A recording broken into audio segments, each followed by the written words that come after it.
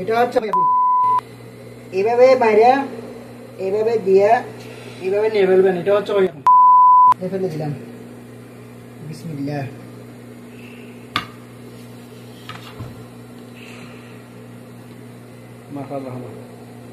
আলহামদুলিল্লাহ, মাশাআল্লাহ, সুবহানাল্লাহ।